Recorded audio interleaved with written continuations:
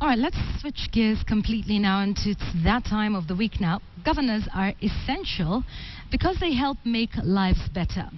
But when the governor is not working properly and effectively, isn't the logical thing to remove said governor? Tonight on Mock the Week, Wilson Buru tells us about effective governors and MCA wannabes who already want to change careers.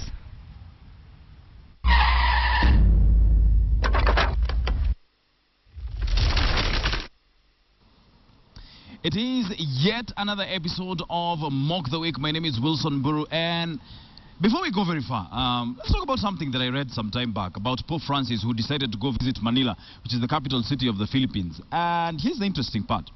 To ensure that the law enforcers did not leave their designated workstations, they were told they had to wear adult diapers or nappies because of, you know why? There's no arguing with the call of nature, right? Which brings me to the president's aide-de-camp. No, not that one. That's the deputy president. Yes, that one. Here's my question to you. Have you ever seen the president's ADC excuse himself to go answer a call of nature? If you came across some strange mucus or feces or something out there on the subway, the street, or anywhere else, don't eat it. Don't eat it. Don't eat it. All right. I want us to ask ourselves, what is the role of a governor? Those are called speed limiters nowadays, and that particular brand has actually been banned in Kenya. I'm speaking of a real governor. That's right. This is Narok Governor Samuel Ole Tunai. And apparently, the people of the Narok County don't need him anymore. Reason? They say he's slowing them down. Tunai had thought that he had tuned the residents of his county into giving him an early Valentine's Day present when they showed up at his office all dressed up in red. But he became a bit curious after looking closely and discovering that they had indeed showed up carrying rungus and machetes instead of flowers. So, he called for help from none other than the guys who love tear-gassing children.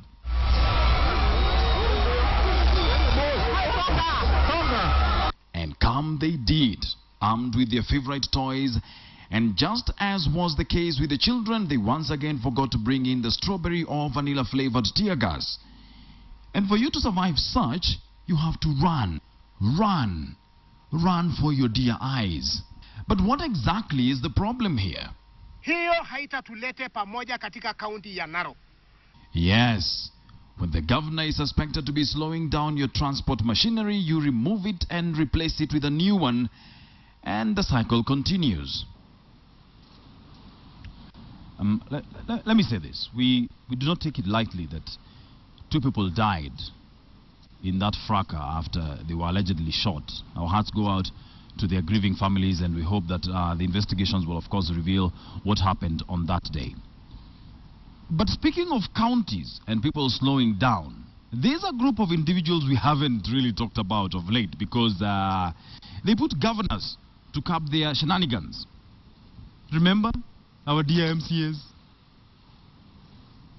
Now, it would seem that very many people took the job of being an MCA as a privilege, including this guy. It's the interest of the electorate that these MCAs continue fighting. Are you sure you're the MCA for Kilimani in Nairobi? When the guys at KTN told people that they could audition to become a presenter at the station, they probably had no idea that there would be imposters in town. Enter Mr. Otieno, a wannabe MCA. Are you sure you're the MCA for Kilimani in Nairobi? Yes. Don't you have a county assembly to attend?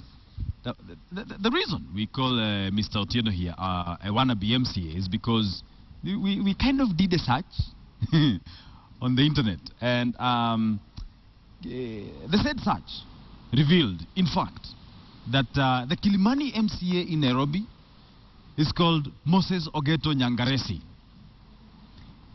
Interestingly, he looks something like this.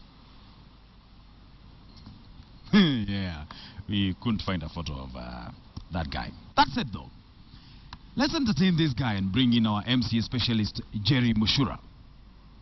MCAs constantly made the headlines in 2014 because of their dispute resolution tactics that always seem to involve blows, shoves and kicks.